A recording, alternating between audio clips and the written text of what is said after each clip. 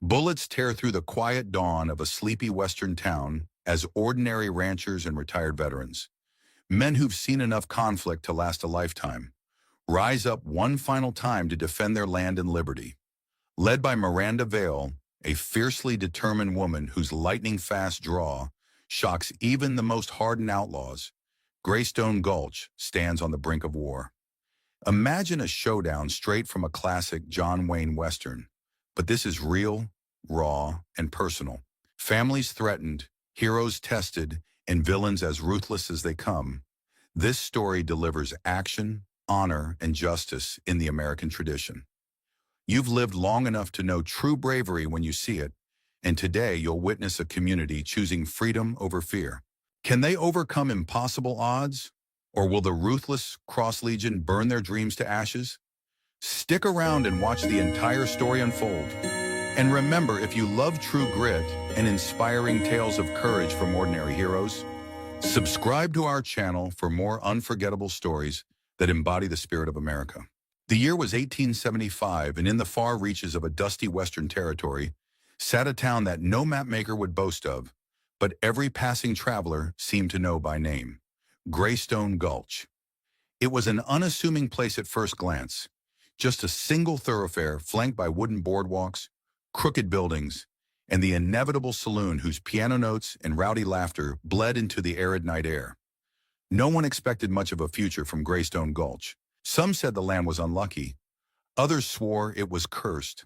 Whatever the reason, crops shriveled in the sun, businesses floundered, and the church pews stood mostly empty. The local preacher had given his final sermon 3 months earlier, then set out in search of a holier mission elsewhere. Folks joked that even the Almighty had turned his back on them, but there was a secret threaded into the dusty soil beneath Graystone Gulch. Silver, as pure and lustrous as any miner could hope to unearth, lay hidden in veins that crisscrossed the stony hills.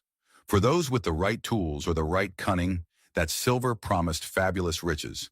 And, as was the way in such lawless expanses, those riches also brought danger. In recent months, a ruthless band of outlaws, led by a man known only by his menacing moniker, Brannigan Viper Cross, had begun to buy up land for insulting sums, bullying small homesteaders into selling out.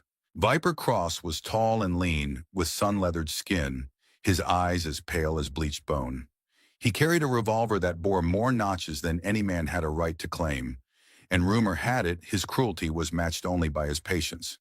If you refused his offer, accidents tended to happen. Barns burned, wells mysteriously collapsed, and entire families disappeared in the dead of night. The local leadership folded under Cross's pressure. Mayor Vaughn, a once hopeful politician with a disastrous gambling habit, had quietly signed land deeds over to Cross's shell companies. Sheriff Brody Ellis, the man who should have protected the townsfolk, had proven susceptible to deep pockets and began turning a blind eye to each suspicious fire and every missing settler. There were whispers around the saloon that if you looked closely, you could see guilt heavy as lead on the sheriff's face. But no one ever voiced such accusations above a hushed breath. Nobody wanted a bullet in the back for speaking the truth. This was Graystone Gulch under the reign of Viper Cross, a place shrinking beneath a tyrant's shadow. Then one fateful afternoon in the punishing heat of late July, a lone woman rode in from the north, casting a small silhouette against the shimmering horizon.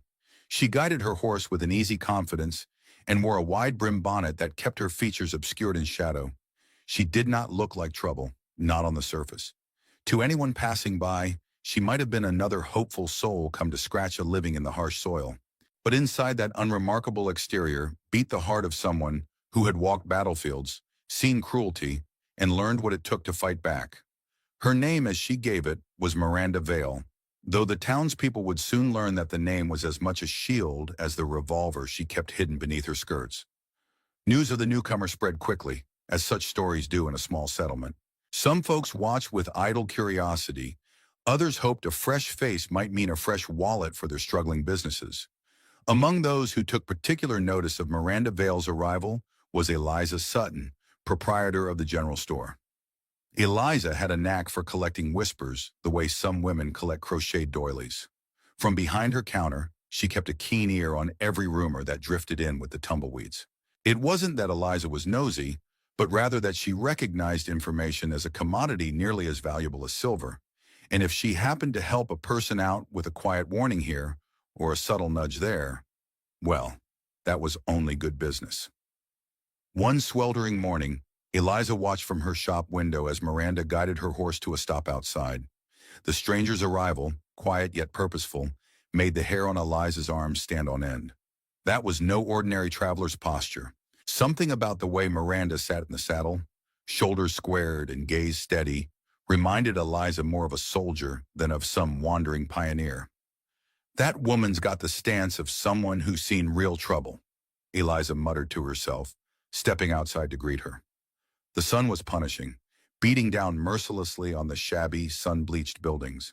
It took no more than a few words with Miranda to confirm that Eliza's intuition was correct. There was more behind that serene expression than met the eye. Once inside the store, Miranda inquired calmly about seeds, nails, and basic rations. She purchased them with hard currency, gold eagles that glittered when she placed them upon the counter. The unexpected flash of gold made Eliza's eyebrows shoot up. Genuine gold coins, stamped with a recent mint date, not the older currency folks typically traded in these parts. Where had Miranda gotten them? Suspicion and wonder flickered in Eliza's mind, but she kept her questions measured. "New around here, I take it?" Eliza asked, handing over a small cloth sack filled with seeds. "Got yourself some land in the territory?" Miranda's answer came without hesitation. "Yes, ma'am. Up near the North Ridge, about 3 miles from the creek. Might not look like much, but it suits me fine." She accepted the supplies and offered a polite nod in thanks. Her manner was so reserved it was disarming. Eliza recognized that caution. It belonged to someone who, for reasons unspoken, knew she needed to keep her guard up. "Is that so?" Eliza replied, forcing a pleasant smile. "Sure hope it stays peaceful for you." There was a deeper meaning to that final statement.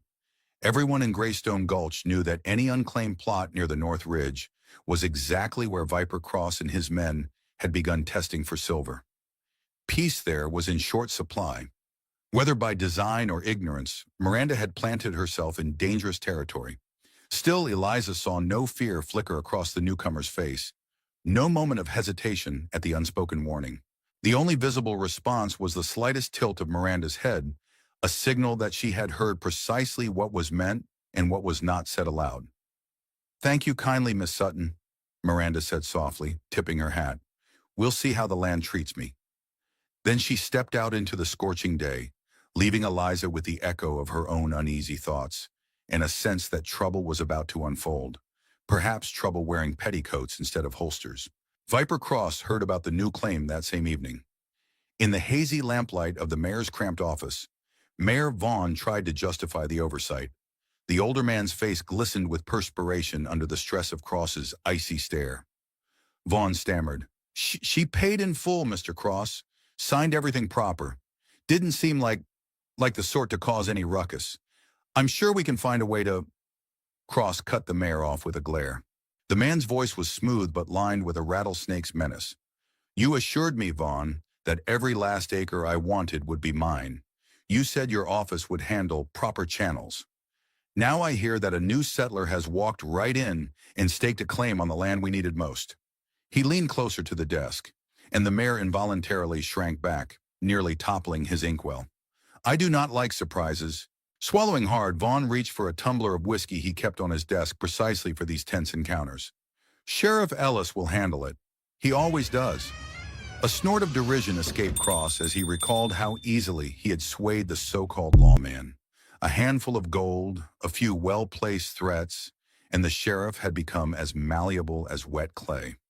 "You're certain," Cross said, each word deliberate, "he can fix it quickly? I don't want to waste time. That land near the creek is key. We need to be certain we can stake claims to the veins beneath it without the government poking its nose around." Mayor Vaughn's gaze darted to the half-empty bottle of whiskey. He was tempted to reach for it again, just to calm his nerves. But Cross's presence dissuaded him. This was not a man you wanted to appear shaky around. Mustering as much composure as his frazzled conscience would allow, Vaughn nodded. "I'm sure, yes. He'll deal with it quietly." Cross's mouth twitched in what might have passed for a grin. Quiet is best. That patch of dirt has silver so pure we could mint coins from it tomorrow. If word gets out, we'll have more competition than we can handle. Don't let me down, Vaughn. I won't tolerate incompetence. The mayor stood awkwardly, pushing back his rickety wooden chair. You won't be disappointed, Mr. Cross, he said, voice trembling despite himself. If Sheriff Ellis doesn't talk sense into the woman, well, we have other methods. Accidents do happen. Cross dipped his head in agreement, then stepped out into the twilight, the tails of his duster coat flapping behind him. He moved with a predator's grace, head high, posture straight.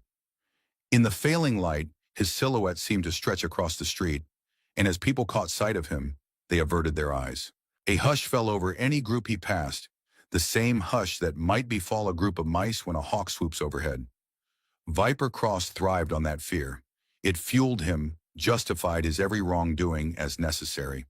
After all, this land, this entire territory, was his for the taking, if only he could remove the obstacles. He paused just outside the office, letting the warm evening breeze ruffle his collar. The stranger's name drifted through his thoughts for a moment. Miranda Vale. Come dawn, the sheriff would ride to see her. Cross would make sure it ended with one less headache standing in his path. He smirked at the notion that a single woman, alone in the wilderness, might pose any real threat. But Miranda Vale was no ordinary settler. If she'd wanted a safe life, she wouldn't have chosen a remote corner of the territory known for cutthroats and roving bands of ex-soldiers. She had once worn a Union soldier's coat herself, albeit secretly and with great risk. In the chaotic final years of the Civil War, rumors had spread of a mysterious sharpshooter known only as the Phantom, credited with rescuing prisoners and undermining Confederate lines. Her identity had never been confirmed, and most accounts assumed the Phantom was a man. That was exactly the way Miranda had preferred it. Anonymity had been her greatest ally. Yet the scars of war had remained, etched into her soul as clearly as the faint white line on her shoulder where a bullet had grazed her years ago. She had drifted from one territory to another, haunted by nightmares of gunfire and flames, always hoping she might finally lay down her weapons for good. When she stumbled across this neglected patch of land north of Graystone Gulch, it struck her as a place where she could plant roots, literally and metaphorically. No prying neighbors, no reason to suspect who she really was. She would grow vegetables in the garden, raise a few chickens, and maybe, just maybe, learn what peace felt like. That dream, however, had begun unraveling the moment she learned of Viper Cross's scheme. She'd heard rumors while traveling, families vanishing, ranchers found shot in the back, entire homesteads burned to the ground. The more she listened, the more she recognized the same cruelty she had faced in the war, and her old instincts stirred. Part of her had yearned to keep her head down, but another stronger part of her refused to stand by and watch injustice flourish. The phantom within her wasn't entirely dead. It merely lay dormant, awaiting the call to protect those who couldn't protect themselves. So early the next day, she prepared for a confrontation she knew would come. While the rising sun cast an orange glow across the sagebrush and boulders, she woke in her modest one-room cabin and set a kettle to boil. The crisp morning air carried the scent of juniper, and the horizon painted the sky in strokes of pink and lavender. She tightened the leather straps of a hidden shoulder holster, adjusting for a snug but comfortable fit. Beneath her skirts, she strapped a slender throwing knife along her calf, its handle worn from years of use. Miranda Vale might have posed as a simple homesteader, but she had not discarded her skill set. Before long, she heard the distant jangle of harnesses and muffled hoofbeats. Through a small gap in the cabin door, she watched as 3 riders approached. Sheriff Brody Ellis led the pack, flanked by 2 uneasy-looking deputies. She wondered which of them would be the first to speak. The sheriff brought his horse to a halt and called out, "Morning, miss. Vale, is it? Got some business to discuss regarding your claim." His voice feigned politeness, but she could sense the underlying tension, the subtle threat. If there was one advantage she held, it was that bullies always underestimated her. Stepping outside to meet them, she considered how to play this. Meek settler or defiant occupant with a hidden gun hand. Sheriff Brody Ellis was a man who prided himself on looking the part of the law. His star was polished to a high shine, and his revolver holster was adorned with fancy tooling. He carried himself like a model officer from a dime novel cover, but in truth his sense of duty had long been eroded by bribery and fear. Even now as he dismounted, he cast an apprehensive glance toward the hills, as though expecting watchers in the crags. His two deputies, men named Dale Rogers and Ernie Munson, looked younger and less certain. Dale's brow glistened with sweat. Ernie clutched his reins like they were a lifeline. "Miss Vale," the sheriff repeated, tipping his hat in a gesture that lacked sincerity. "We've come by request of Mayor Vaughn. There's some confusion regarding your land. Seems your claim overlaps property that was, well, that belongs to other interests." His gaze skittered to the envelope in Dale's hand. Miranda stood her ground near the half-planted garden where a few rows of lettuce poked up through the soil. She wore a light blouse, her skirt dusty around the hem, and her hair partially hidden by a bonnet that offered a sliver of shade. The morning sun framed her face, revealing a calm expression that bordered on serene. "I wasn't aware of any confusion, Sheriff," she replied evenly. "I filed my claim with the land office. No one contested it then." "That's the thing," Ellis said, clearing his throat. He nodded to Dale, who handed over a plain envelope sealed with wax. "Here's a sum of money, a fair price for the land, you see. You'd be doing the town a kindness by accepting it and moving on. The buyer is quite generous." Miranda took the envelope, though she didn't open it. The polite smile she gave them was so unwavering it might have been carved from marble. "This is all very unexpected. I'd only just begun to till the ground for planting. Moving again would be a great inconvenience." Ellis's tone hardened. Better an inconvenience than a tragedy. His implication was clear, and his deputies shifted uneasily. They were used to strong-arming reluctant settlers, not forcing out single women with nowhere else to go. For a brief moment, pity flitted across Dale's face, but it was quickly replaced by resignation. Orders were orders. Miranda nodded slowly, tucking the envelope into her pocket. "Thank you for the offer. I'll consider it." Dale and Ernie appeared relieved, as though anticipating a quick resolution. Sheriff Ellis, however, eyed Miranda suspiciously. The faint lines around his eyes twitched, as if he sensed an undercurrent he couldn't quite place. "Make it quick," he said gruffly. "We don't like unresolved matters around these parts." With that, he remounted his horse, the deputies hastening to follow. The trio turned in unison, hooves stirring up small whirlwinds of dust as they rode away at a brisk trot. Miranda watched them disappear down the trail. She waited until their figures were specks against the shimmering heat before exhaling. Her hold on the envelope tightened. She knew exactly what such a bribe represented. In the war, she had seen desperate men take small fortunes to sell out their neighbors. This was no different. Only the players had changed. The question now was how to respond. Fold up her homestead dream and disappear as she had countless times before, or stand her ground even if it meant unleashing ghosts from the past? That afternoon, Miranda decided to make a supply run into town. The day's heat was oppressive, radiating off every surface like a furnace. Yet the dryness made the ride into Graystone Gulch oddly bearable. She preferred that arid clarity to the suffocating humidity of eastern towns she'd passed through. As she guided her horse along the main thoroughfare, townspeople stole glances from under wide-brimmed hats or behind half-shuttered windows. She recognized fear in their eyes, the same fear she had encountered in war-torn villages. People here had learned that speaking too freely could invite tragedy, so they guarded their words like treasured heirlooms. She tied her horse outside Eliza Sutton's general store, carefully removing her hat to wipe the sweat from her brow. Inside, the store felt only marginally cooler, but at least there was some respite from the sun. Eliza greeted her with a practiced smile. "Afternoon, Miss Vale. Need anything special?" Miranda placed the unopened envelope on the counter. "A few supplies. Flour, coffee, nails if you've got them, and maybe some information if you can spare it." Eliza's eyes flicked to the envelope. She recognized the wax seal, Mayor Vaughn's official crest. She raised an eyebrow but refrained from prying immediately. "I keep my store well stocked," she said, selecting items and setting them on the scarred wooden counter. "Though nails are getting scarce with all the construction going on around here." The unspoken reference to newly burned buildings and barns hung in the air. Picking up the envelope, Miranda turned it over in her hands.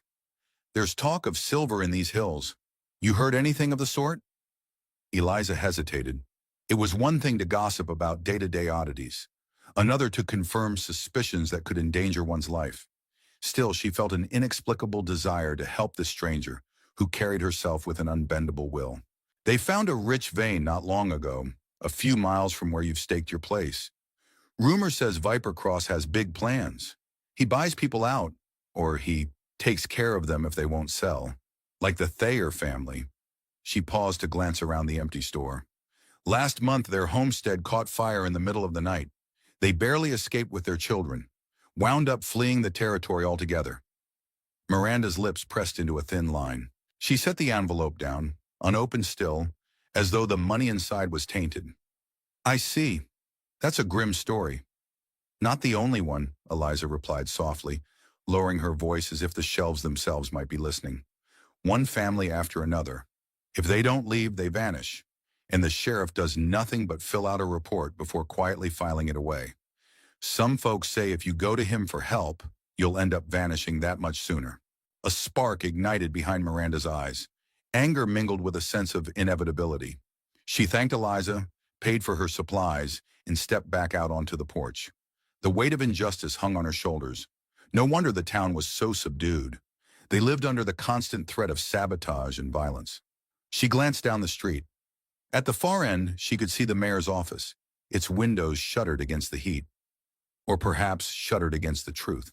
One way or another, she suspected she was done running from fights that needed fighting. That evening, with the last streaks of coral and gold vanishing from the sky, Miranda led her mare to the town's water trough.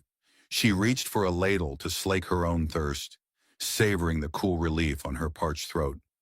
Across the way, a lantern glowed in the window of the Desert Rose Saloon, where piano music spilled out in ragged chords, punctuated by the rowdy laughter of men deep into their cups. The saloon door swung open, and out strode a small group of Cross's men. They moved like wolves, confident in their territory, and their conversation halted the moment they spotted Miranda. They followed her with their eyes, silent as predators, until one of them, Scarface Delgado, a lanky figure with a long-heeled burn scar along his jaw, whistled low under his breath. Look what the dust blew in. Ain't you the one giving the boss trouble about some worthless patch of land up by the creek? Miranda gave a mild shrug, refusing to display fear. I'm just watering my horse. She continued to stroke the mare's neck, keeping her face calm, even as she felt the tension radiating from the men. All it would take was a nod from Scarface, and the others would spring into violence. She had seen that brand of brash cruelty before, in the war. Drunken men with guns were rarely rational. Another one, stocky and with a sneering upper lip, chimed in. That land's already been spoken for, lady, and here you are, playing house on it. Not too smart. His hand hovered near his belt, a gesture that made bystanders hurry along their way. Nobody wanted to be in the path of a bullet. Miranda's left hand patted the mare's flank while her right hand, hidden from direct view, remained near the folds of her skirt, where a revolver lurked. I've not had a chance to speak with your boss, she said, voice steady, but I look forward to hearing his side of things. Her tone was all politeness, but her gaze was unwavering, a silent message that she wasn't about to roll over because of idle threats. Scarface exchanged glances with his companions. He seemed vaguely amused, if also perplexed by her nerve. Well, you might just get your chance, sweetheart. Viper'll want a word with you. Maybe more than a word. Viper. The other men chuckled, the sound laced with innuendo. Miranda recognized how swiftly such verbal sparring could become physical harm, but she also noted that they were testing her, measuring how quickly she might break. She had no intention of breaking. Not now. Not ever. A hush settled momentarily, and in that hush, Miranda became aware of other sets of eyes watching from down the street. A cluster of townsfolk had stepped outside to witness the scene, though none dared intervene. Among them was Nate Tucker, a young deputy recently hired by Sheriff Ellis.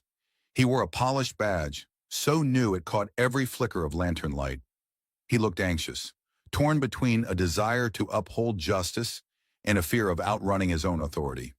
When he made a half-step forward, the group of Cross's men glared in his direction, and Nate seemed to shrink back. Miranda decided then and there she would not cower. Not for her own sake, But for those eyes peering from stoops and windows, trembling for the day a hero might turn the tide. If the seeds of fear were all that had been planted in Graystone Gulch, it was time for something new to take root. Calmly, she guided her horse away, leaving Scarface Delgado and his gang to snigger in her wake.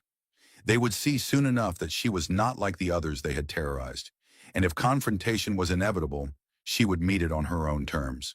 Inside the Desert Rose Saloon, Viper Cross lounged in a corner booth with a bottle of top-shelf whiskey, quietly observing the night's clientele.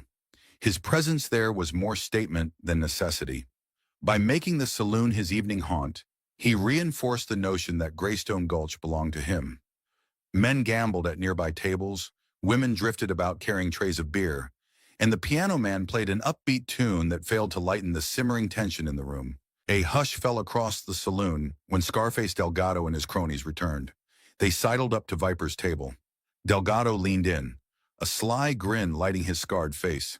"She's got spine, that one," he said, jerking his thumb toward the street. "Didn't even flinch when we told her how things are done around here." Cross's steely gaze lifted from his whiskey glass. "So she's not backing down?" he asked, his tone neutral. Delgado shook his head. Cross's lips curled in something resembling intrigue. "Interesting." He downed a shot of whiskey, the golden liquid catching the lantern glow. "Nothing more dangerous than a person who doesn't know when to be afraid." Delgado cleared his throat. "What's the plan, boss?" Cross motioned for the barkeep to refill his glass, then paused. "I want her to get the message without bringing too much heat. The last thing I need is the territory government poking around because people start turning up dead in broad daylight. Sheriff Ellis will pay her another visit. If that fails, I'll handle it in my own way." The final words emerged cold, final. Delgado and the other men nodded, clearly used to such orders. In a sense, they were relieved not to be told to kill her outright. Subtlety sometimes made their job easier. At that moment, Remy Cross walked in. Viper's younger brother, sporting a cocky grin and a bandaged right arm that told tales of an earlier scuffle. Remy slumped into the booth across from Viper, ignoring the uneasy looks of the saloon's patrons who were loath to linger too close to the Cross family. "Heard about our new neighbor," he drawled. "Can't wait to pay her a visit myself." Viper's jaw tightened. "Stay out of this, Remy. The last time you took matters into your own hands, we ended up cleaning up more trouble than it was worth." He gestured toward Remy's bandaged arm. "And you ended up with that to show for it." Smirking, Remy shrugged. "Some folks need a proper demonstration of who runs these parts. Didn't think a storekeep in the next county would be so quick with his shotgun." He picked up a half-finished glass of whiskey Delgado had left behind and took a swig. "But I won't do anything rash, brother.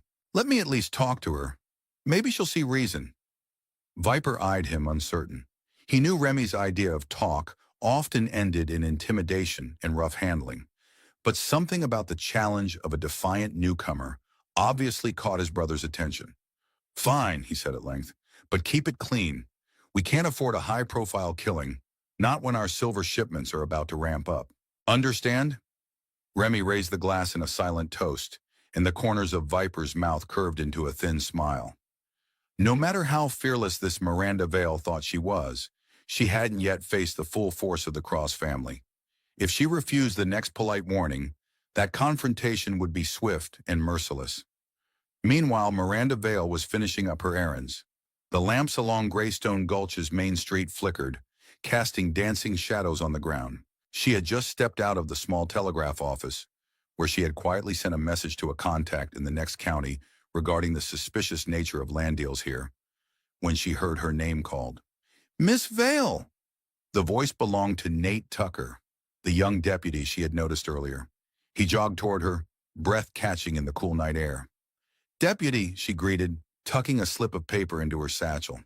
"What can I do for you?" Nate's youthful face reflected a mix of concern and admiration. "Listen, I saw what happened with Cross's men earlier. You ought to be careful. They've got a mean streak, and they don't like being made fools of." Miranda studied the sincerity in the deputy's eyes.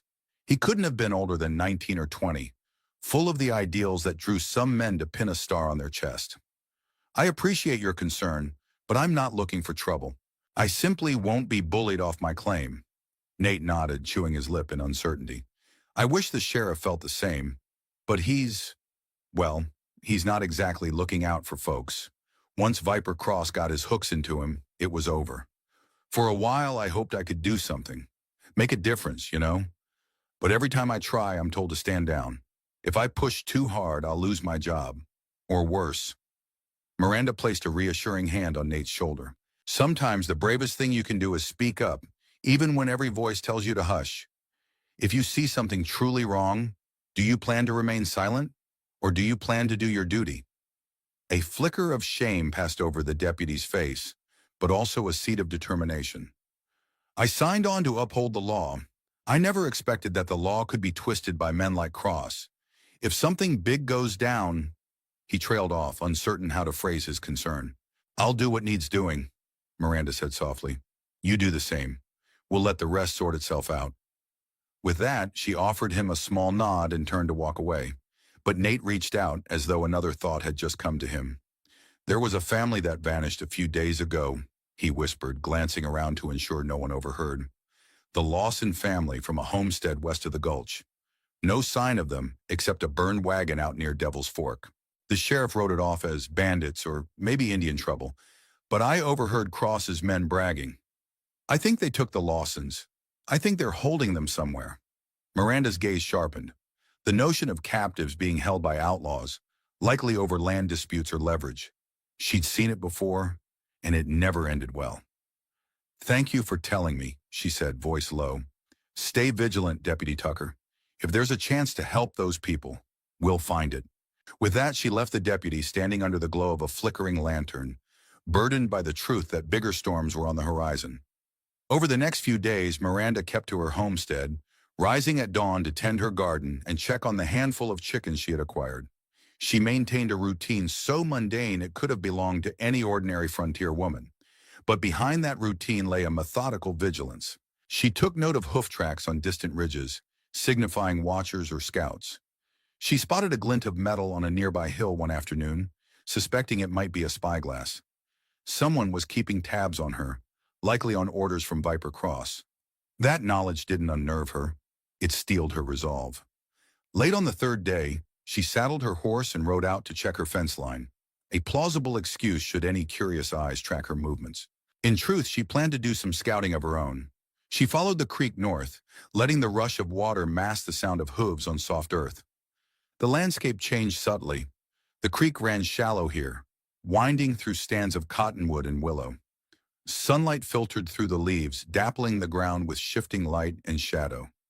It was there, half hidden by a copse of trees, that she caught sight of a lone figure on horseback, perched atop a low rise, scanning the horizon. Virgil Pierce was the name she'd overheard from one of Eliza's well-informed whispers, a skilled tracker in Cross's employ. By all accounts, he had once been a trapper, famous for his ability to read trails like a well-worn map. Now he used those skills to aid Cross's intimidation tactics. Miranda guided her mare behind thick brush, dismounting so quietly that only the gentle rustle of leaves announced her presence. She stood still, pressing a hand to the mare's flank to keep the horse calm. From her vantage, she could see Pierce's posture as he surveyed her homestead. He seemed to sense something was off, turning his head slowly from side to side. Within moments, he nudged his horse forward, vanishing deeper into the rolling hills. Miranda exhaled a soft breath. So they knew exactly how she went about her days. Pierce likely reported that she worked her land like any hardworking settler, that there was no sign of cunning or defiance in her routine, at least none that was obvious. Returning to the cabin by twilight, she pondered what her next move should be. She could surprise them at their game, but that might tip her hand too soon. She could ride into town, confront the sheriff publicly, but that could cause a spectacle that would endanger the innocent. The memory of Deputy Nate Tucker's words, the rumored disappearance of the Lawson family, nagged at her. How many families had Cross's men uprooted? And what was the end goal beyond greed for silver? That night, she lit a single oil lamp on her simple wooden table, her small cabin otherwise dark and silent. Thoughts raced through her mind, weaving together the fragments of a puzzle she was now compelled to solve. If the Lawsons were alive, she had to find them. If they were prisoners, freeing them would require either stealth or overwhelming force. Miranda smiled grimly at the irony. She had once vowed never to walk in the Phantom's footsteps again, yet here she was, preparing for a covert rescue behind enemy lines. The war had ended for the rest of the country, but for her, some battles never truly ceased. True to Viper Cross's word, Sheriff Ellis did pay Miranda another visit, this time under more threatening circumstances. It happened on a blazingly hot afternoon, the sun baking the earth until the grass itself looked brittle enough to catch fire at the slightest spark. Ellis rode up with a different pair of deputies, both men as hulking as bouncers in a Denver dance hall. Their horses kicked up clouds of dust that drifted across Miranda's front porch. She emerged from her cabin, wiping her hands on her apron. "Afternoon, Sheriff. Something I can do for you?" He dismounted with a scowl, letting out a grunt of displeasure. "That offer we made, you've had time to mull it over. The mayor wants an answer. Now." One of his deputies reached for a folded document, possibly the same bribe, or maybe new terms. Miranda's heartbeat remained steady, though she feigned mild curiosity. "Is it typical for the town to pressure legal landowners to sell? I've heard of claims being contested, but never with armed escorts." "Let's not play games," Ellis growled. "We're authorized to remove you forcibly if you refuse to comply." She tilted her head, letting a slight smile cross her lips. "Remove me forcibly, you say? I hope your paperwork is in order, because from where I stand, it looks a lot like intimidation and extortion." Ellis's face darkened. He signaled to one of the deputies, who drew his revolver and pointed it at the dirt near Miranda's boots. "We ain't here for an argument," the sheriff snapped. "We're here to keep the peace. You stay. There won't be any peace, just accidents waiting to happen, like that barn that burned out by the Winston property last month, or the accidental shooting of a rancher who wouldn't sell." Miranda arched a brow. So they had resorted to open threats now. This was no mere suggestion. It was a stark warning that they were willing to kill her. A lesser person might have caved, but the Phantom's calm seeped into her bones. "I appreciate your concern, but I'm not leaving. If your peace involves terrorizing honest folks, then I guess we have different definitions of the word." The sheriff's patience snapped like a brittle twig. He motioned for his deputy to step forward. "Grab her. We'll take her to the mayor's office ourselves." Miranda's muscles tensed, every sense heightened. She'd practiced for moments like this, though in the war it had usually been behind enemy lines. Swiftly she stepped back, using a pivot that sent the deputy's outstretched hand grasping at air. With a fluid motion, she hooked a foot behind his ankle and gave him a sharp push. He stumbled, crashing to the ground in a cloud of dust. The second deputy lunged, brandishing his gun. Miranda sidestepped, her hand flashing under her skirt. Before he could even register her movement, she pressed the muzzle of her revolver against his temple. "Drop it," she said, her voice low but commanding. Shock rippled through his face as the cold barrel of her weapon met his sweat-drenched skin. Eyes wide, he let his own revolver clatter to the ground. The sheriff stood there, jaw hanging open, unsure what to do next. For a tense second, the only sound was the pounding of hearts and the sizzle of heat in the air. Then Miranda eased back, releasing the trembling deputy. "If you aim to remove me forcibly, Sheriff," she said, "you'd best come better prepared." She lowered her gun but did not holster it entirely. Her eyes never left Ellis's face. "Now get off my land." Word of the altercation spread through Graystone Gulch by nightfall, carried on the lips of watchers who'd witnessed the sheriff's humiliation. Among them was young Nate Tucker, who listened in awe as a ranch hand breathlessly recounted how a single woman had disarmed two men without firing a shot. Nate's face glowed with a mix of excitement and dread. They'd never seen a single settler stand up to them with such audacity. "She's not some random fool," Cross continued. "This woman moves like she spent years in the saddle, maybe with a gun in her hand. We'll need to handle her ourselves." Delgado shrugged, though he looked less certain than usual. "We can pay her a visit tonight, boss. Make sure she knows her place." Cross shook his head. "She's not alone out there. Mark my words. Someone's backing her, or at least giving her information." He drummed his fingers on the tabletop. "Get Pierce to keep watch from the ridge. We'll figure out who's feeding her details. Meanwhile, I'll have a talk with Remy. He's the only one rash enough to test her directly." Across town, at Eliza Sutton's general store, Miranda stood in the dim lamplight, with Eliza herself and Dr. Gideon Cole, a soft-spoken physician who had once served as a field surgeon during the war. Gideon was pressing a piece of gauze to a small scrape on Miranda's arm, collateral from the scuffle with Ellis's deputies. "Doesn't look too bad," he said, stifling any further questions about how a supposedly ordinary homesteader had disarmed two men in seconds. "Might sting for a while, but you'll live."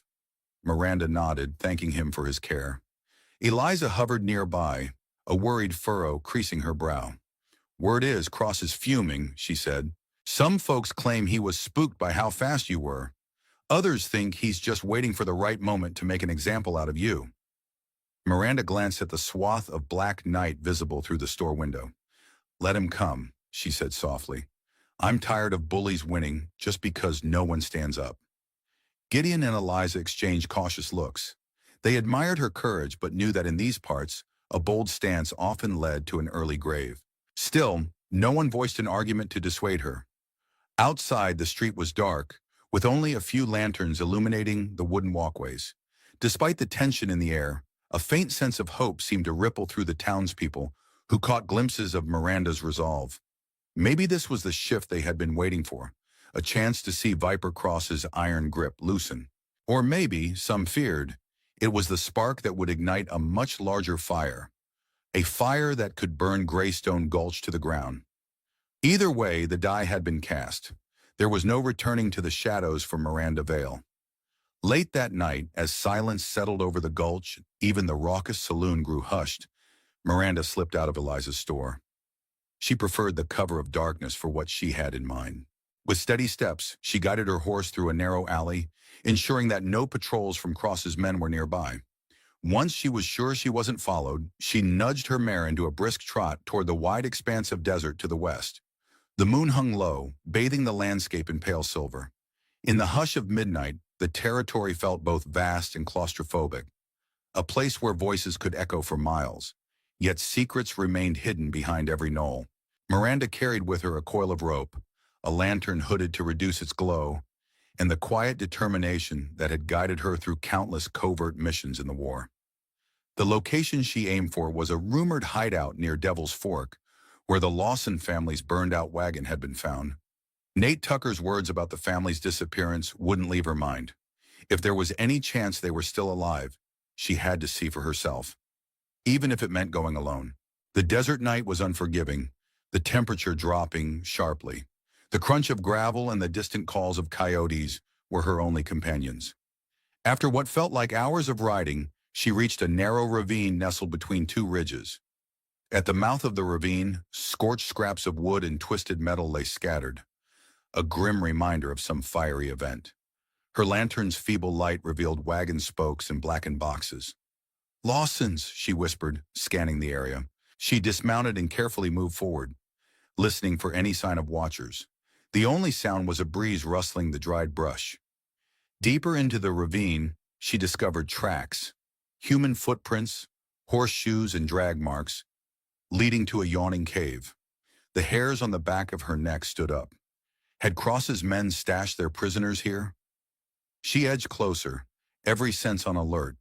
The entrance to the cave smelled damp and stale, a contrast to the crisp dryness of the desert air. If there was any chance those children were still alive, there would be no turning back. She retrieved her small revolver, holding it in a steady grip, and moved deeper. The darkness swallowed her, save for the narrow beam of light beneath the lantern's hood. Each step echoed, a slow drip of water somewhere deeper in the cavern, accenting the tense silence. Eventually, she reached a chamber where crates were stacked. Quick inspection revealed non-perishable food, water barrels, and bedrolls, enough to keep a group captive for an extended period. Yet no sign of the Lawson family themselves. Whatever had happened here, it seemed the Outlaws had moved on.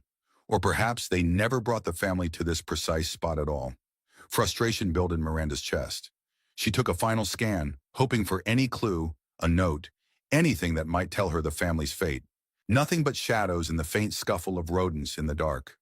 Knowing she couldn't linger, she began her cautious retreat.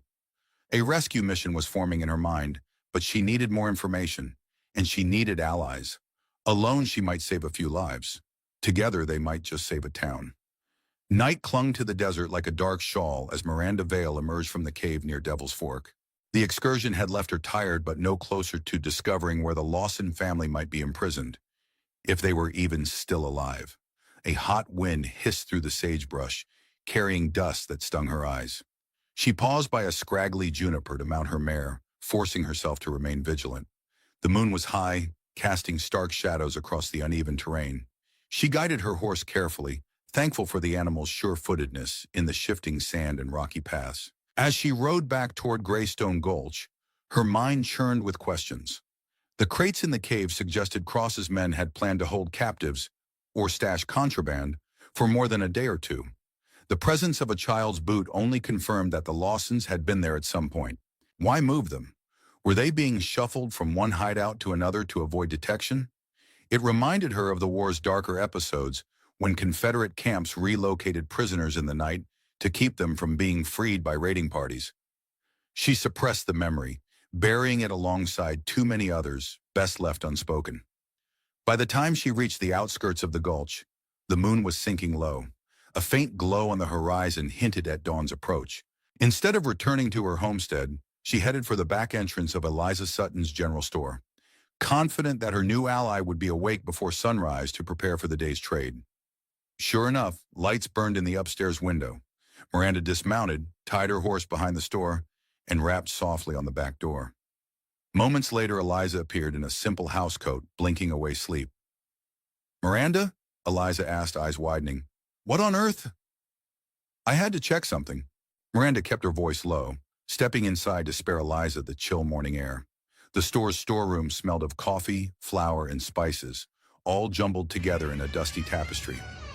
"I went to Devil's Fork, found signs the Lawsons had been there, but they've moved on." Eliza paled, glancing up the narrow staircase that led to her living quarters. "God above, where could they have taken them?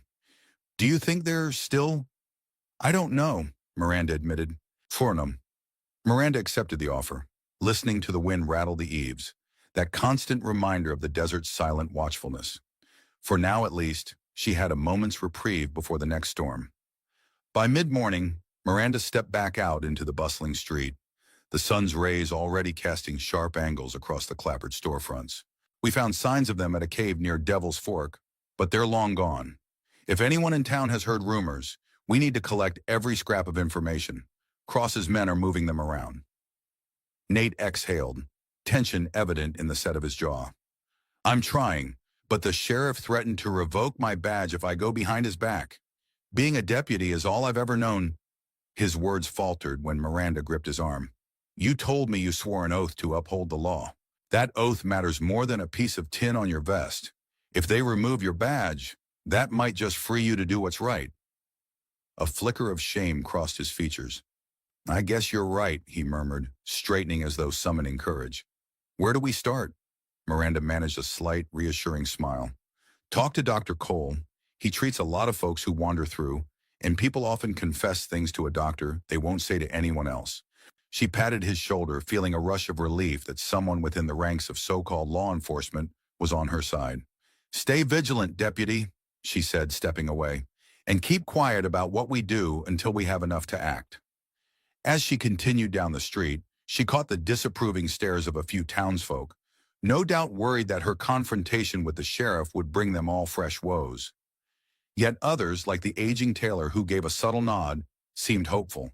High above, Nate realized his attempts at distraction had done all the good they could. He overheard angry voices echoing through the cavernous pit. "Someone's helping them! Check the hostages! Move!" Nate peered down from behind his rocky cover. Through the swirling dust, he saw shapes converging on the camp. In a split second, his eyes caught a glimpse of Miranda guiding a line of hostages along the shadowy edges of the quarry floor. But the outlaws were closing in fast, brandishing rifles and revolvers. One among them, a burly man with a bald head gleaming in the sun, barked orders. Clutching his shotgun tightly, Nate drew a steadying breath. He'd never shot anyone in cold blood, but he had sworn to protect the innocent. That was enough to make him squeeze the trigger. A booming shot reverberated through the canyon, and the bold outlaw stumbled, a cry escaping him as he hit the dirt. Panic rippled through the remaining outlaws. buying Miranda precious seconds. Yet as Nate ducked back behind the rocks, a hail of bullets pummeled his position. Pebbles and dust rained down on him. It was only a matter of time before one found its mark. He risked a glance for an exit route and spotted a narrow trail that snaked down the east side, half collapsed from years of neglect. If he could get down there, he might provide closer cover for Miranda and the captives. He reloaded with shaking hands, pushed himself up, and sprinted for the trail, keeping his head low. Meanwhile, Miranda knew they had to ascend or remain trapped. She scouted a wooden stairway, hammered precariously into the quarry wall. Judging by the broken boards, it hadn't been used or maintained in ages. But it was a direct path upward. She helped the Lawson woman place the children on the first few steps, coaxing them to be brave. The injured man, most likely Mr. Lawson, winced with each step, but he gritted his teeth and pressed on. The younger captive, who introduced himself in a hoarse whisper as Carter Riggs, took up the rear, assisting Mr. Lawson as best he could. Gunfire cracked. One bullet splintered the wooden railing mere inches from the children. Miranda sprang forward, returning fire toward the muzzle flashes in the shadows. Each shot reverberated in her arm, but she hit one outlaw in the shoulder, forcing him to tumble behind a rock, cursing in pain. The rest kept up the barrage. A bullet whizzed past her cheek, close enough to leave a hot sting. She ducked, pressing herself against the rocks, her breath ragged. In the war, she'd been in tighter spots, but seldom did she have innocence to protect in such an exposed environment. Another round shattered a beam in the makeshift stairway, causing it to sag dangerously. The children cried out as the structure trembled beneath them. Her thoughts raced.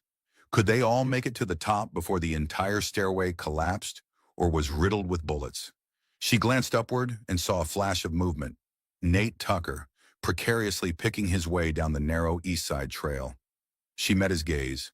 He looked both terrified and resolved. In a single gesture, she signaled for him to cover them. Nate crouched, leveling his shotgun at the outlaws below and firing. Miranda seized the moment, urging the hostages to climb faster. Each step groaned under their combined weight.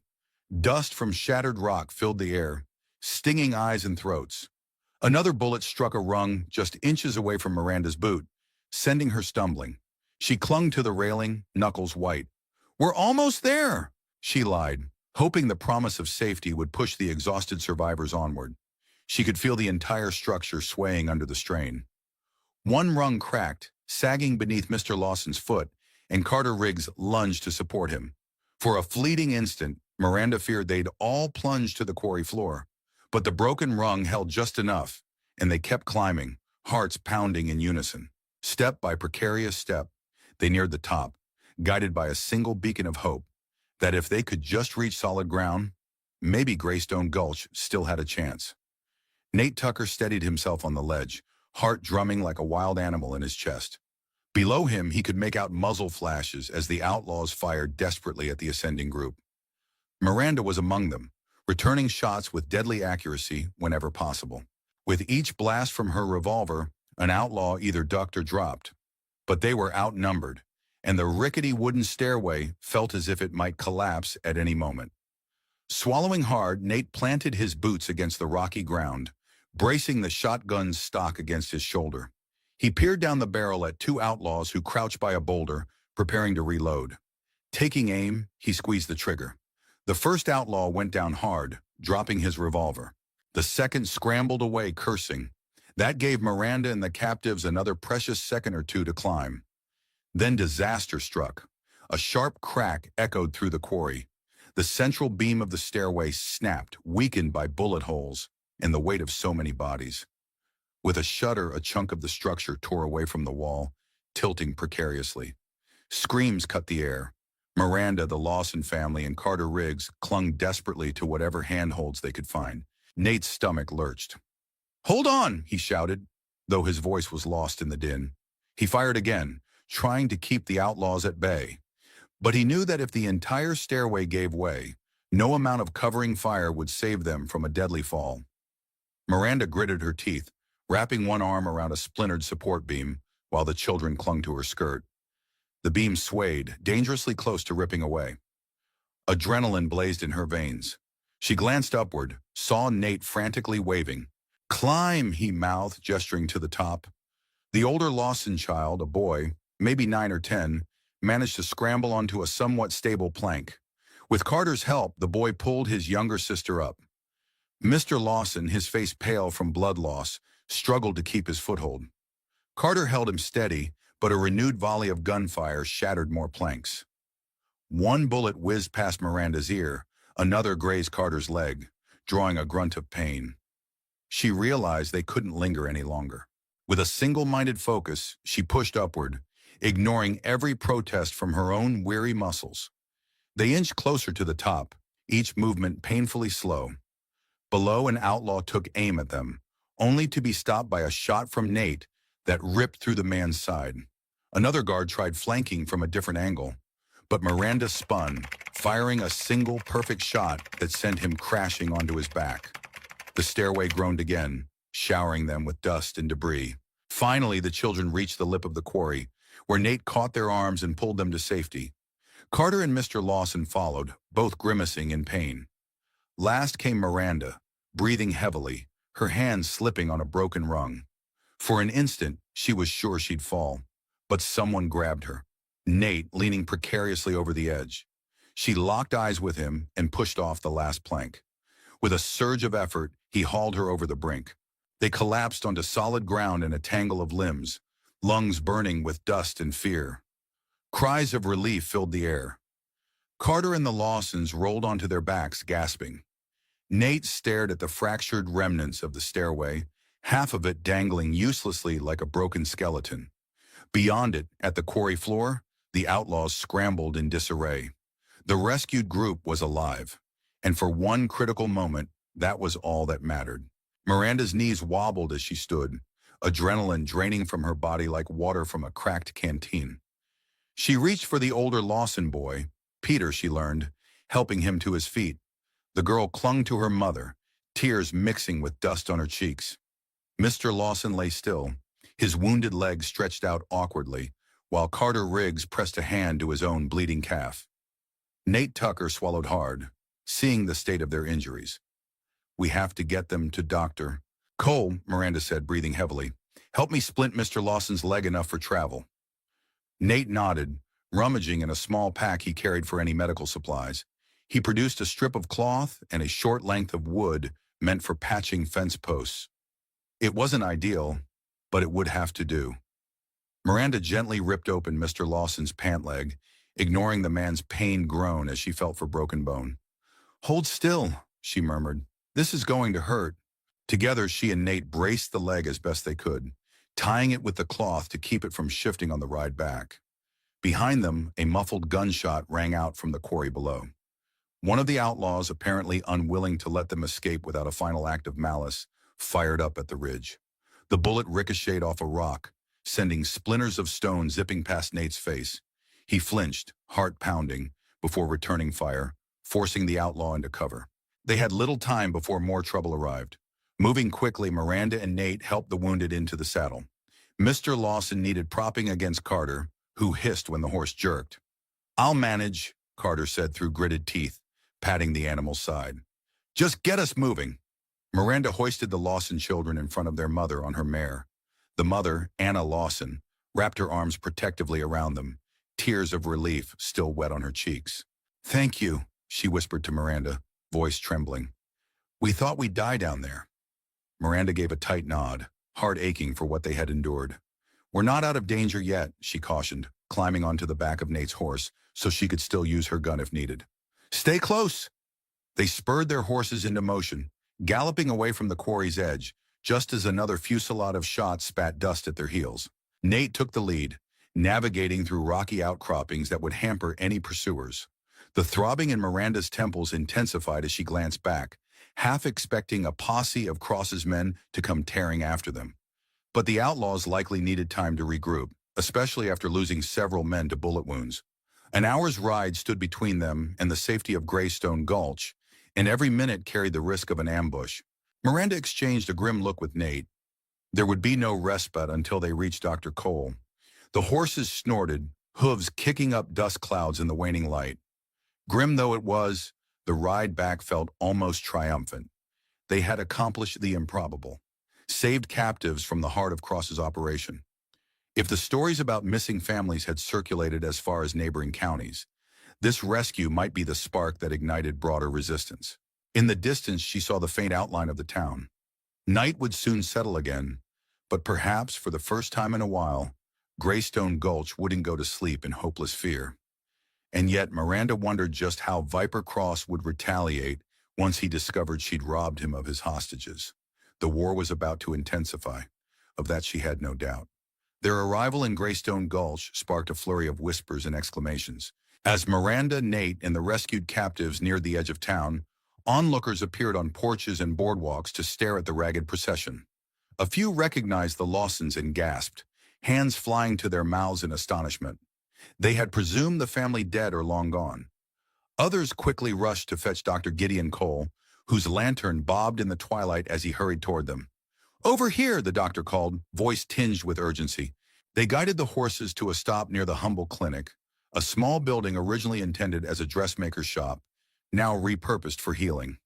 Townsfolk crowded around, offering hands to help the wounded dismount. Anna Lawson let out a choked sob as bystanders gently lifted Mr. Lawson, carrying him inside on a makeshift stretcher.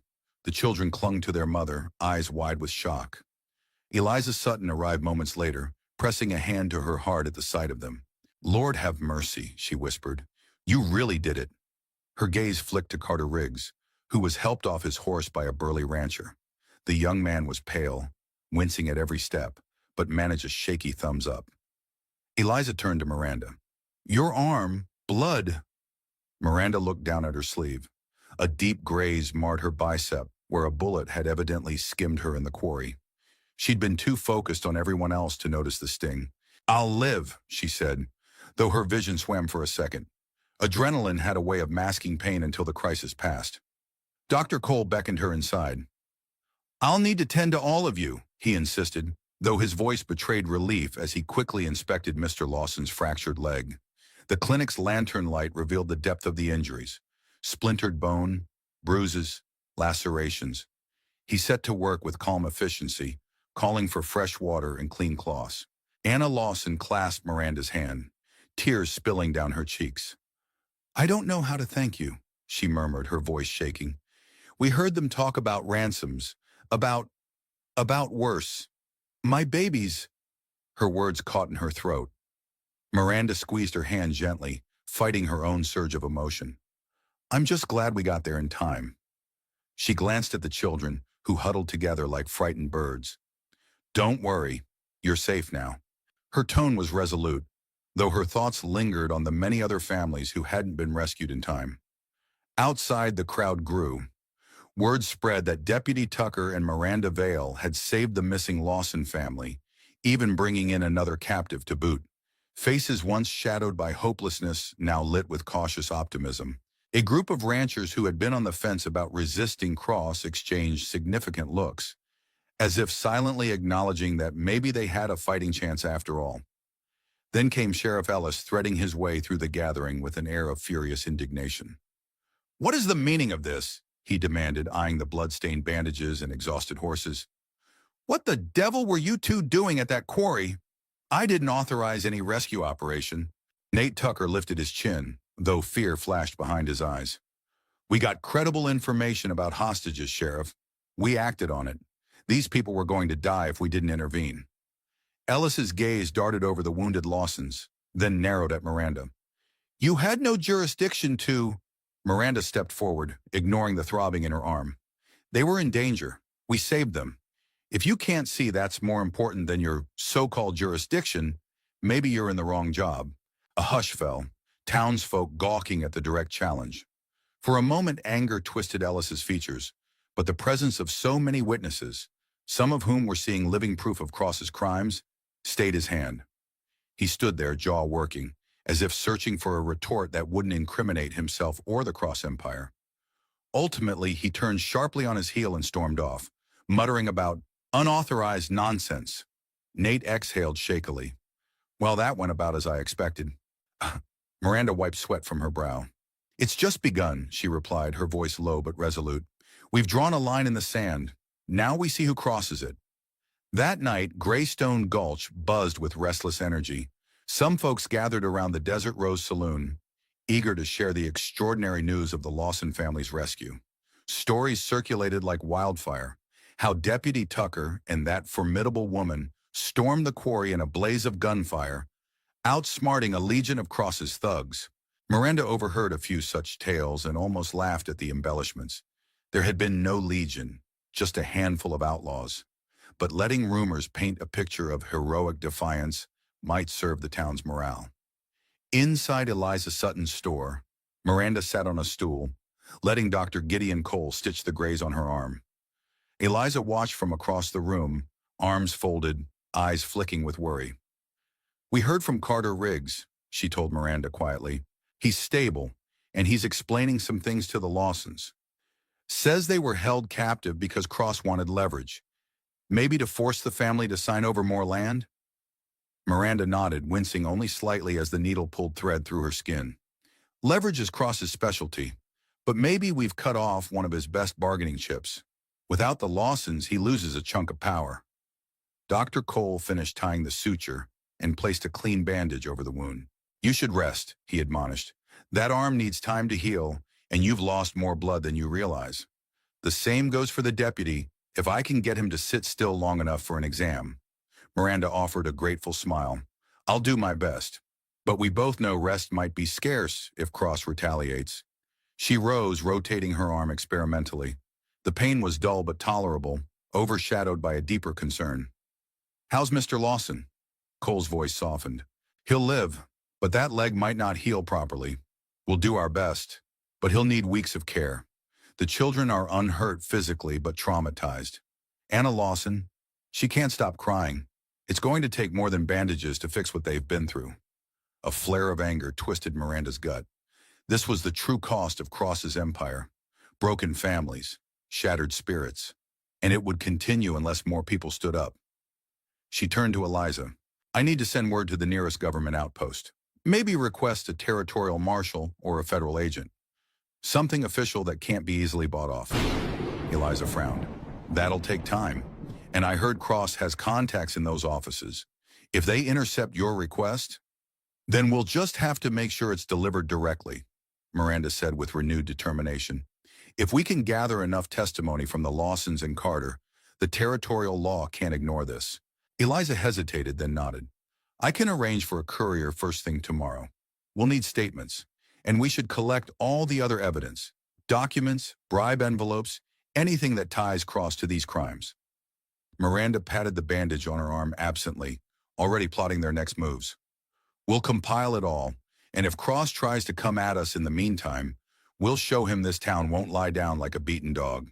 Outside, a warm wind carried the smell of dust and midnight sage. A hush had fallen over the streets, as though Graystone Gulch were collectively holding its breath. In an upper window across the way, Miranda glimpsed a flicker of candlelight, probably some family too anxious to sleep. She understood the feeling. Wariness thrummed through her veins, a reminder that the struggle was far from over. With the Cross Empire wounded but not yet broken, the real test of Graystone Gulch's resolve was still to come.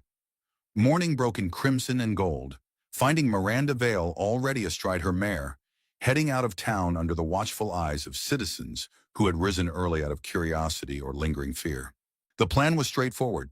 She would ride to the next county's telegraph station, nearly a day's journey, and send a direct message to the territorial authorities, bypassing Graystone Gulch's own compromised officials. Eliza had prepared signed statements from both the Lawson family and Carter Riggs, sealed in a protective envelope. Nate Tucker, still wearing a fresh bandage on his temple from a grazing shot, stood by to reassure onlookers that the law was, at last, acting in their interests. Yet as Miranda reached the edge of town, she caught sight of a lone rider blocking her path, a silhouette framed against the rising sun. The rider wore a broad hat and a heavy duster, the coiled snake emblem visible on the saddle. Remy Cross. Tension snapped across the dusty street like an electric charge. People halted in doorways while a few braver souls ventured onto the walkways to see what would happen.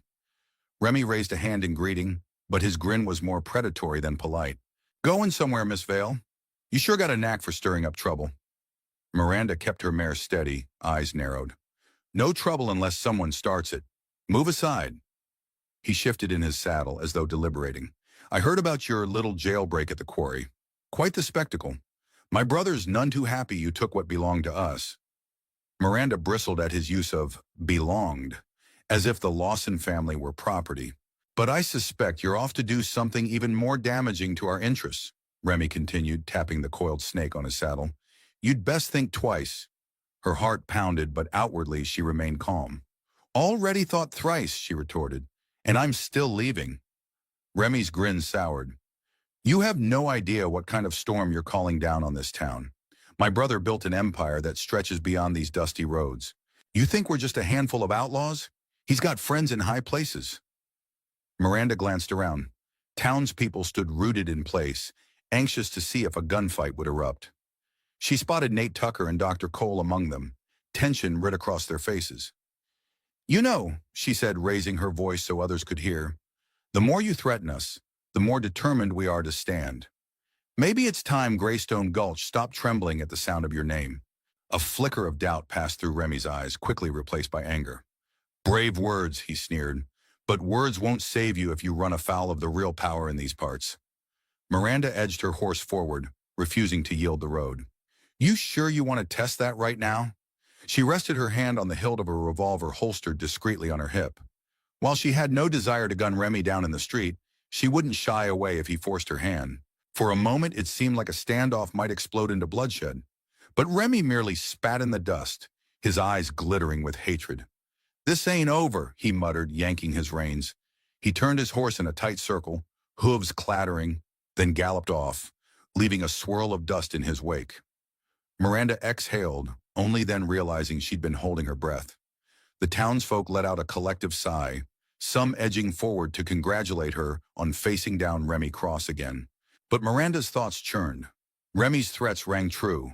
The Cross Empire reached far beyond Graystone Gulch. If Viper Cross managed to pull strings elsewhere, this struggle could become a war not just for one town, but for an entire region. All the more reason, she told herself, to ride fast and get help before Cross tightened the noose around them. And with that, she spurred her mare onward, the sunrise at her back and the hope of reinforcements guiding her forward into the unknown. Miranda Vale rode hard for the next county, leaving Graystone Gulch behind in a swirl of desert dust. The journey through rugged passes and sun-scorched mesas tested her stamina. By noon of the following day, she was fighting both exhaustion and the relentless heat. The telegraph office at Cedar Bluff was a modest affair, a single-room shack surrounded by wind-gnarled pines on the edge of a larger town. She dismounted, her mare stumbling slightly, and pushed open the door. Inside, a wiry man with spectacles perched on the tip of his nose glanced up in surprise. I need to send a message, Miranda announced, voice hoarse from hours of writing. She produced the sealed envelope containing statements from the rescued Lawson family and Carter Riggs, along with her own account of Viper Cross's crimes. This has to go directly to the territorial authorities. Do you understand? The telegrapher eyed the official stamps on the documents. I can do that, he replied, adjusting his spectacles. But lines sometimes go down, or messages get intercepted. I'll wait and make sure it's sent, Miranda interrupted, leaning on the small counter to steady herself.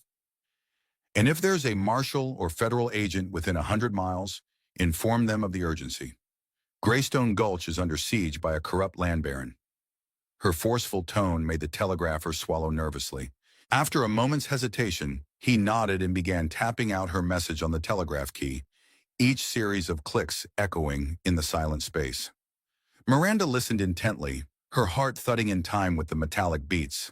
Her mind spun with the memory of terrified children, wounded fathers, and the haunting emptiness left by those families who had not been found in time.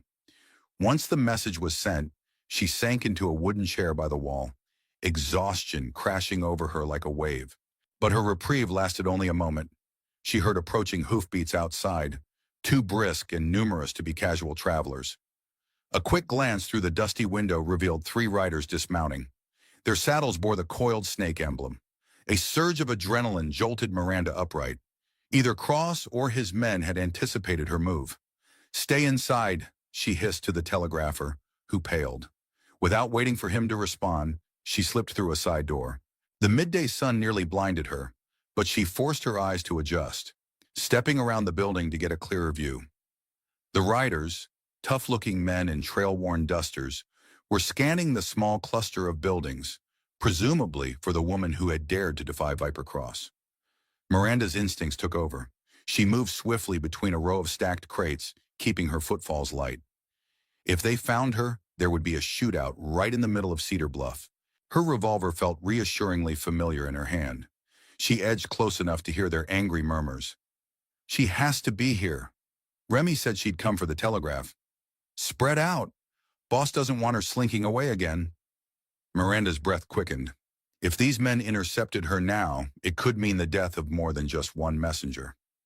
She exhaled slowly, muscles tensing for a confrontation. She had come too far and risked too much to fail now. Steeling herself, she recalled the promise she'd made to Graystone Gulch, that the tyranny of Viper Cross would not stand. If it meant shooting her way out of Cedar Bluff, so be it. Nerves jangling, Miranda crouched behind the crates, deciding her next move. She could slip away. Her mare still waited in the shade behind the telegraph shack. But that risked leading the outlaws into the open, possibly endangering townsfolk if the pursuit spilled onto the street. Alternatively, she could confront them head-on. 3 men was no small challenge, but she'd faced worse odds. As she debated, a tall figure strode around the corner of the telegraph office, scanning for any sign of her. He wore a battered hat pulled low, revealing a jagged scar across his temple. The man's revolver was already in hand, his gaze roving the narrow alley. Miranda pressed her back against the crates, controlling her breathing. Just a few more steps, and he would find her. She needed a plan. Any plan. Before the man could draw closer, a clatter from the main street drew his attention. A passing freight wagon had rattled over a loose board, creating enough commotion to shift his focus. Seizing the opportunity, Miranda pivoted around the crates, aiming her revolver at the man's back. "Drop it," she commanded, voice cold. He froze. A second passed like an eternity. Then the outlaw slowly raised his hands, letting the revolver slip from his grip. The noise alerted the other 2. Footsteps pounded behind her. With no time to think, Miranda thrust the first man forward, using him as a shield. A gunshot rang out. The second attacker's bullet tore into the captive man's shoulder, eliciting a pained yell. Miranda whirled, returning fire in one smooth motion. Her shot found its mark, dropping the second outlaw instantly. The echo of gunfire boomed in the narrow space. The third man shouted an oath, ducking behind a water barrel. Miranda's heart pounded. She had effectively neutralized 2, but still faced a trained gunman. The first man slumped at her feet, groaning in agony. She had no illusions about mercy from the third. If he got a clear shot, he'd kill her without hesitation. She crouched, scanning for movement, ears tuned to any shift in the scuffle of boots. "Give it up, lady!" the remaining outlaw called from behind the barrel.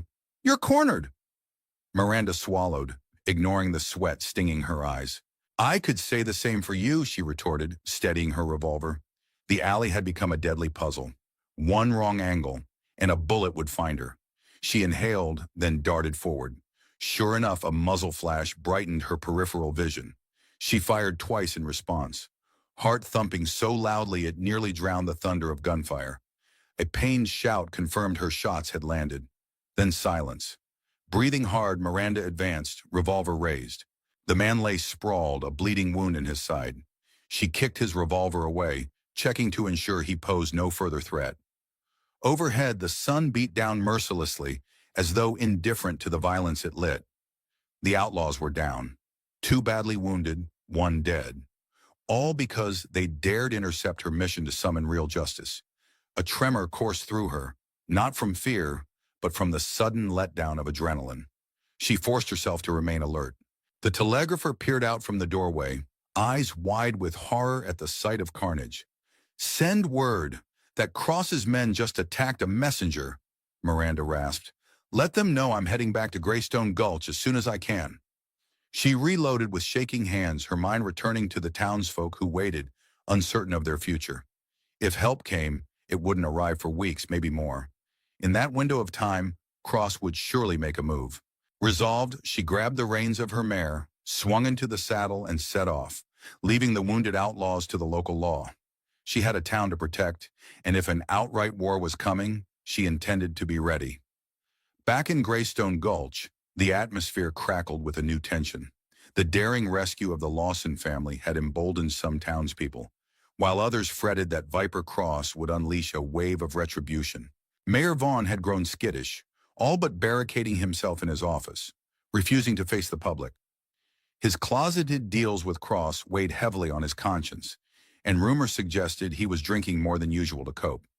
Meanwhile, Sheriff Brody Ellis attempted to maintain a facade of calm authority, though his relationship with Deputy Nate Tucker had frayed past mending. One afternoon, Ellis cornered Nate outside the jailhouse. "You've been stepping out of line," the sheriff growled, slamming the door behind him. "Running around with that woman, stirring up trouble." Nate glared, removing his hat to wipe sweat from his brow. "We saved a family, Sheriff. We brought back proof of Cross's crimes, which you promptly ignored. How's that for justice?" The older man bristled, color rising in his cheeks.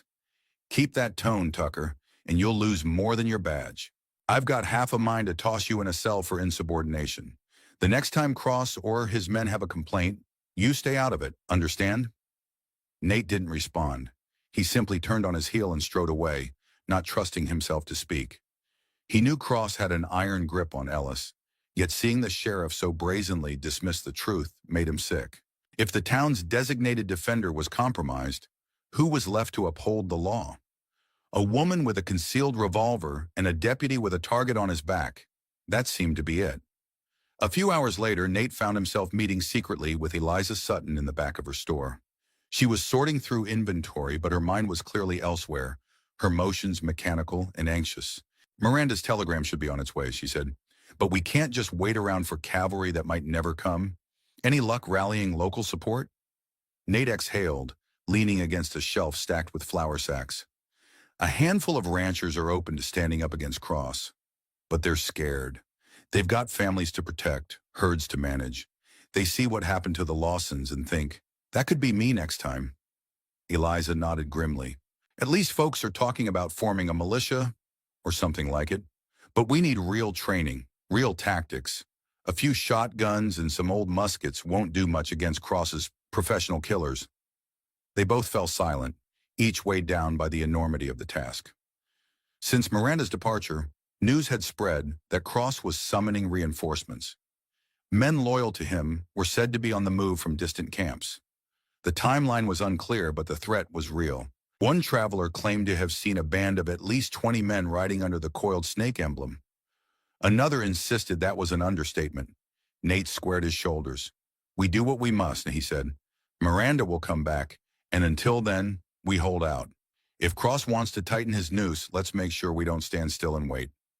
Eliza's tense features eased slightly in gratitude, but deep down they both sensed the clock was ticking toward a brutal showdown, and the real question was whether Graystone Gulch had the backbone to fight back, or whether fear would crush them before a single shot was fired.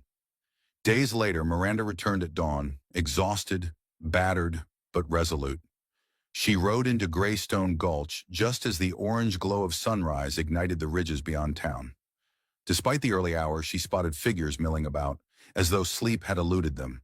Curiosity and relief lit the eyes of those who realized she had come back in one piece.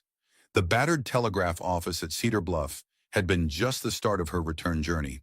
She'd also sought out small ranching communities along the way, quietly spreading word that the town was on the brink of revolution against Cross.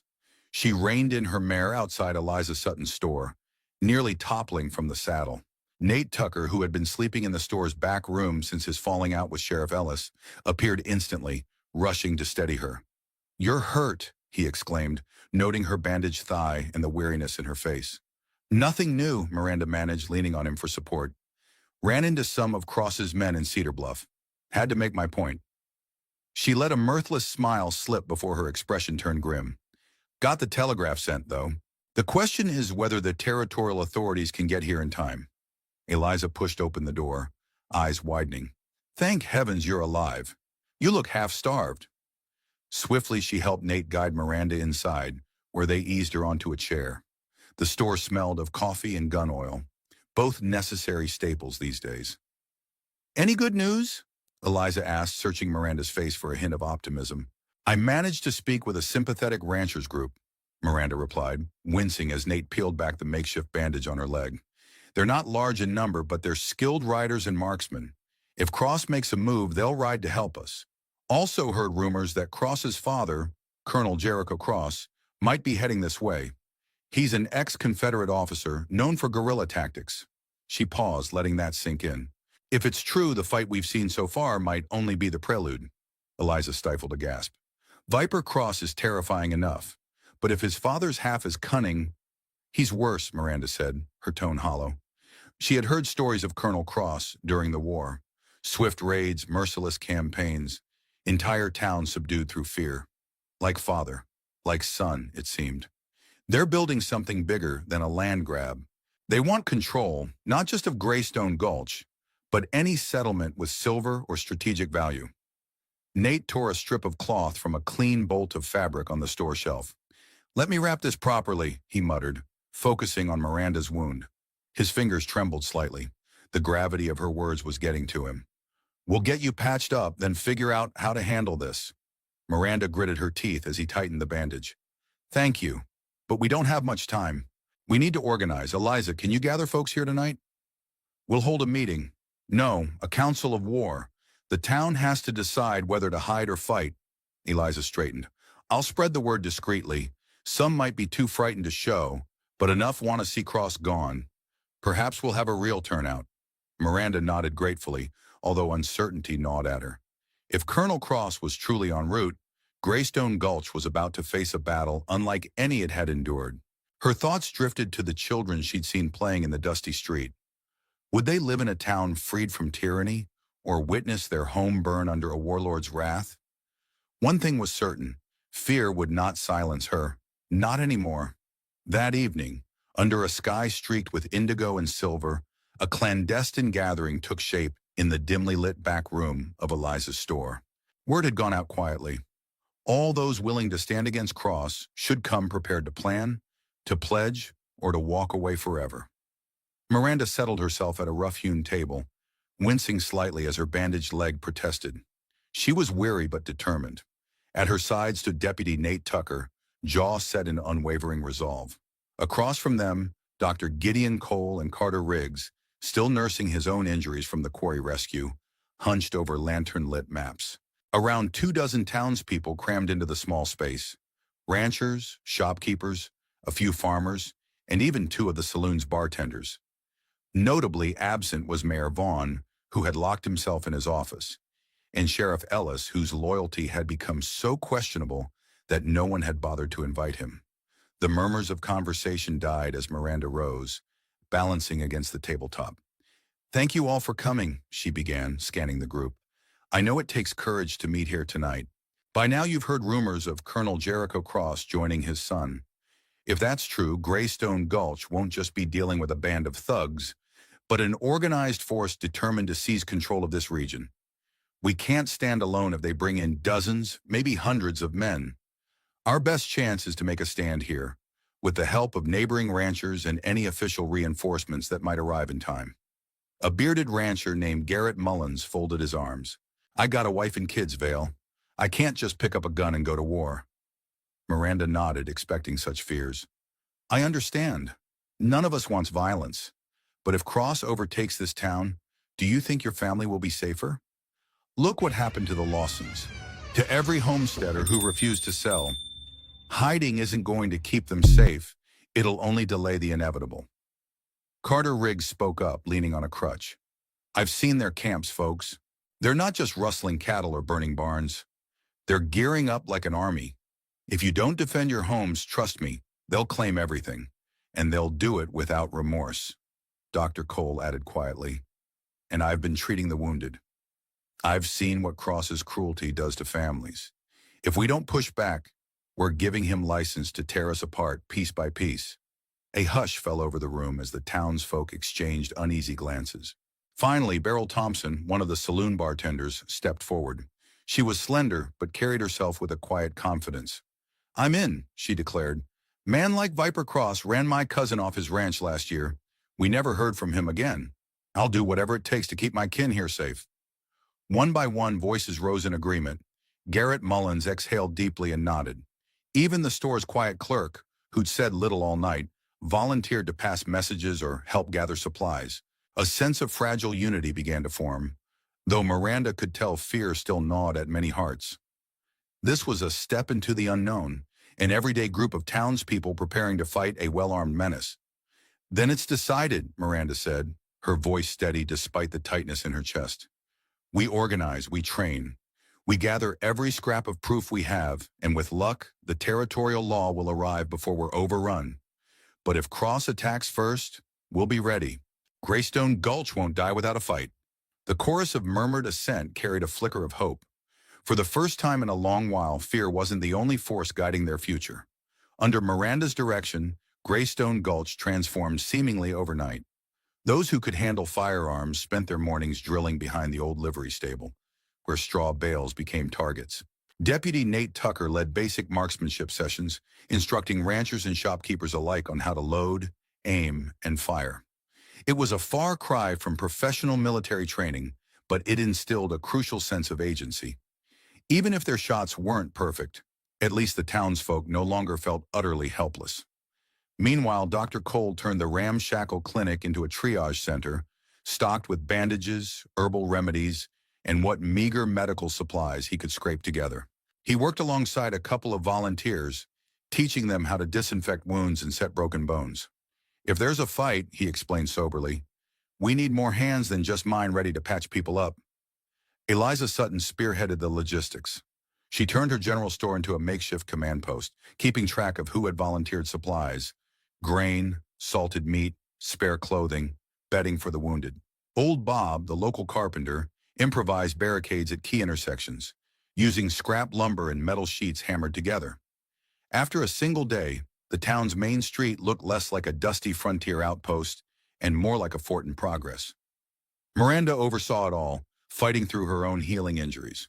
When she wasn't demonstrating quick-draw tactics or discussing defensive strategies with Nate, she was checking in on Carter Riggs, who continued to gather intelligence from travelers passing through. His easy manner and half-healed limp made him seem harmless, which let him glean tidbits of information from unsuspecting sources, like a gambler who'd heard rumors of Colonel Cross's approach. "The Colonel is only a few days away," Carter reported grimly on a sweltering afternoon. "Word is, he's bringing at least 30 men, possibly more. They've already put the squeeze on some smaller settlements, forcing folks to hand over supplies. They're calling themselves the Cross Legion." He spat on the ground, disgusted. "Viper Cross has convinced them he can turn these little towns into his personal empire." Miranda's jaw tightened. "Then we have fewer days than I'd hoped. If the territory's marshals don't arrive soon, we'll face that legion ourselves." She glanced at the makeshift fortifications and the earnest people training in the dusty lot behind Eliza's store. "We've done what we can, but I won't sugarcoat it. We might be outgunned." Nate, overhearing, joined them. "We've still got the ranchers you spoke with.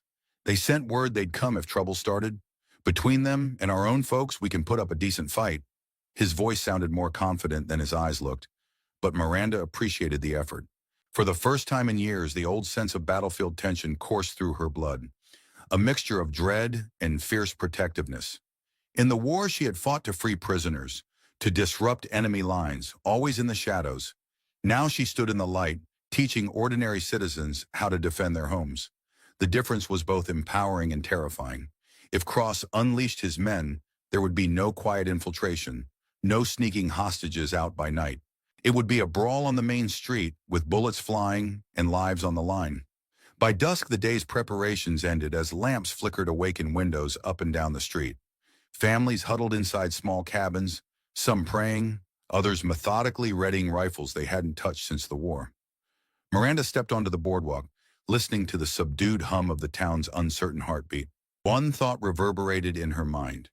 If Viper Cross and his father believed fear alone would conquer Graystone Gulch, they were about to learn the power of a community determined not to bow again.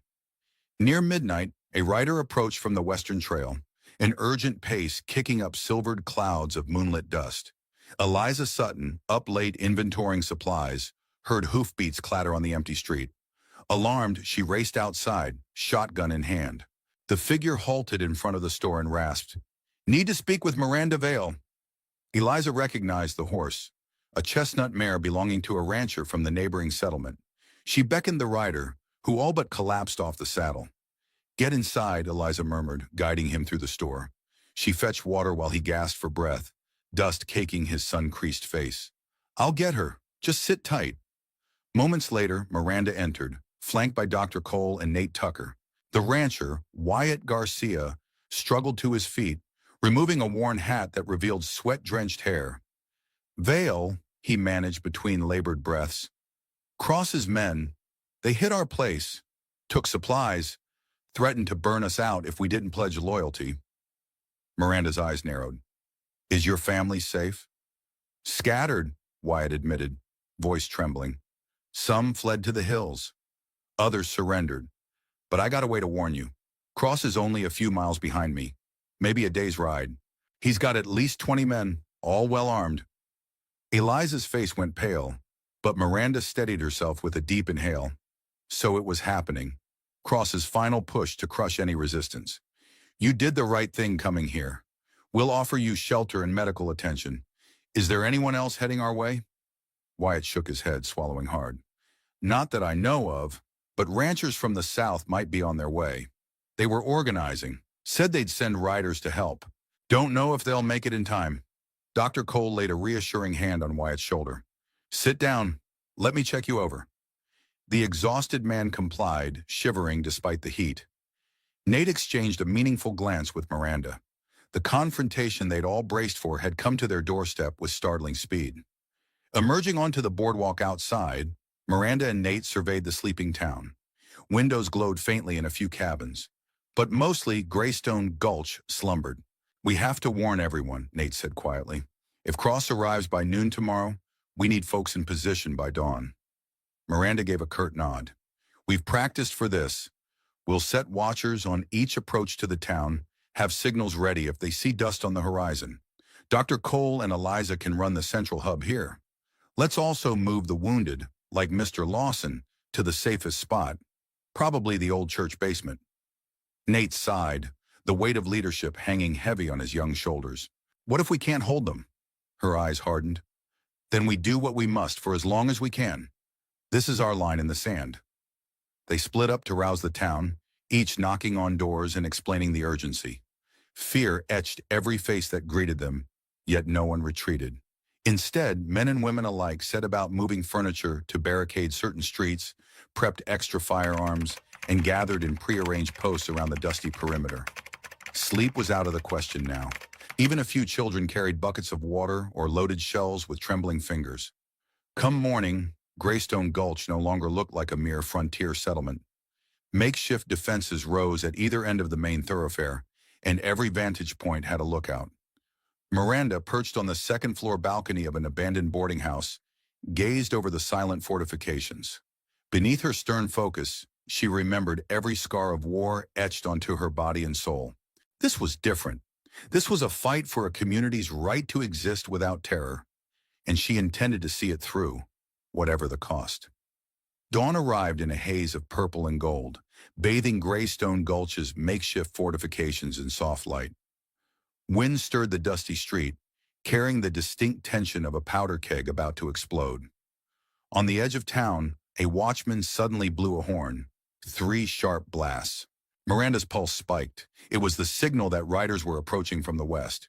She hurried downstairs, legs still aching, but adrenaline surging. Locals rushed into their positions. Some crouched behind barricades, others took rooftops with rifles. Nate Tucker sprinted from the jailhouse, shotgun in hand, fear and resolve mingling on his face. "They're here," he muttered. "Let's hope we're ready." At the far end of the street, dust clouds announced the arrival of horses. A line of riders emerged from the shimmering horizon, led by none other than Viper Cross himself. He was flanked by Remy Cross on one side and a tall, stern figure on the other, Colonel Jericho Cross, clad in a worn Confederate officer's coat, a relic of the war. They brought at least 24 men, each bearing the coiled snake emblem. Miranda's chest tightened. The rumors had been no exaggeration. As they rode closer, the townsfolk could see the grim set of the colonel's face. Despite the wrinkles and flecks of gray in his hair, he carried himself with a commanding air. his gaze sweeping over the barricades as if assessing a battlefield. Viper Cross's own visage was twisted with anger, likely fueled by the memory of defeats he had suffered at Miranda's hand. Remy Cross tried to wear his usual smug grin, but even from a distance, Miranda sensed unease in his manner. They halted just outside rifle range, Colonel Cross studying the scene with chilling composure. After a moment's silence, he spurred his horse forward a few paces. His voice, surprisingly soft yet carrying authority, rang out across the hush. "Who among you claims responsibility for this uprising?" Miranda stepped from behind a barricade, careful to keep enough distance to avoid a sudden shot. "We stand together," she called, voice projecting with a confidence she barely felt. "You won't take this town. Not now. Not ever." Colonel Cross's lips curved into a thin smile. "Ah, you must be Miranda Vale. My son spoke of you. Said you fancy yourself a hero." He glanced around at the armed citizens. A ragtag militia defending a worthless settlement. How quaint. "My men and I seek only to restore order under a new leadership, one that ensures profit for all who obey." Murmurs of anger rippled through the townsfolk. Miranda squared her shoulders. "We've seen your brand of order: intimidation, kidnapping, murder. There's no profit in living on our knees." A faint snort escaped Viper Cross, who guided his horse a step forward. "You won't have any life at all if you keep this up. My father's been lenient so far." "Lenient?" Deputy Nate Tucker blurted, stepping up beside Miranda. "You burned homes and imprisoned families. If that's your idea of leniency—" Jericho Cross silenced him with a raised hand. "We have no quarrel with small people," he said evenly, "but we won't tolerate rebellion. Surrender your arms, accept my son's guidance, and life continues. Resist, and you will be crushed." Miranda's gaze swept her fellow townsfolk. She saw fear, yes, but also the same determination that had led them to fortify their homes. "We choose to stand," she replied, her voice ringing in the morning air. "We've had enough of bending to men who kill and steal for power. Graystone Gulch isn't for sale." For an instant, silence reigned, the desert wind the only sound. Then Colonel Cross's expression hardened to stone. "So be it," he said coldly. "Riders, advance." A thunder of hooves erupted, and the final conflict began in earnest. What followed was a storm of dust and gunfire that transformed Graystone Gulch's main street into a battle zone. Colonel Cross and his mounted men spurred forward, expecting to overrun the crude barricades in a swift charge. But the townsfolk, braced behind wagon frames and nailed together planks, unleashed a volley of gunshots that cracked through the morning air. Horses reared, outlaws ducked, and the momentum faltered. Miranda, stationed at a corner behind an overturned buckboard, lined up her revolver sights on a rider who aimed a rifle at the near barricade. She fired, her shot striking him in the shoulder. He toppled from the saddle with a scream. Another outlaw tried flanking the position, but Carter Riggs, firing from the roof of a nearby feed store, picked him off with a crisp retort of his carbine. Deputy Nate Tucker joined the fray from behind a water trough, blasting away with his shotgun as the attackers drew close.